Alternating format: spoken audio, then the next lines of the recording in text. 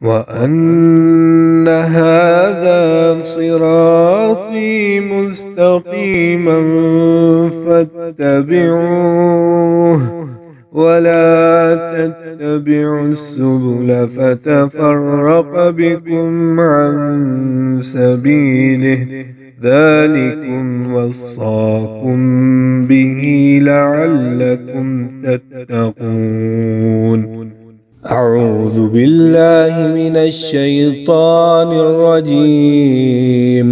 بسم الله الرحمن الرحيم.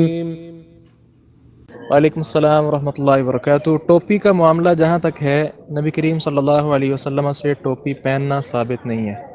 روایات موجود ہیں، ابو داؤد میں بھی مل جائے گی، دیگر میں بھی مل جائیں گی، لیکن کوئی روایت بھی پایہ ثبوت تک نہیں پہنچتی۔ ہاں، صحابہ کرام رضوان اللہ علیہ مجمعین سے ٹوپی پہننا ثابت ہے۔ اب رہی بات نماز کی، تو ٹوپی کا نماز کے ساتھ دور کا بھی کوئی تعلق نہیں ہے۔ سر ڈھانپنے والی جو بات ہے نا، یہ نبی علیہ السلام کا عام معمول ہے۔ تو اگر کوئی صاحب پابندی لگائیں تو وہ پابندی اس طرح بھی ختم ہو سکتی ہے کہ صحیح مسلم کی حدیث ہے، نبی علیہ السلام تشریف لائے اور نماز پڑھانے لگے، لیکن آپ کو معلوم ہوا کہ میں نے ابھی فرضی غسل کرنا ہے۔ آپ نے فرمایا کہ علیکم بمکانکم، ادھر رہو میں آتا ہوں۔ نبی علیہ السلام غسل کے لیے تشریف لے گئے، وہاں کیا اور بعد میں تشریف لائے تو دیکھا کہ وہ روایت کے الفاظ ہیں وَرَأْسُهُ يَقْطُرُ، آپ کا جو سر ہے وہ قطرے بہا رہا تھا۔ یہاں رأسہ آیا ہے، شعرہ نہیں آیا۔ اگر شعرہ ہوتا کہ آپ کے بال قطرے بہا رہے تھے تو پھر ہو سکتا ہے کہ امامے سے، پگڑی سے باہر جو ہے نا کچھ بال ہوتے جن سے قطرات وغیرہ بہہ رہے ہوتے۔ تو رأس کے الفاظ ہیں کہ سر قطرے بہا رہا تھا، سر سے قطرے جو ہے ٹپک رہے تھے، تو آپ نے نماز شروع کی ہے۔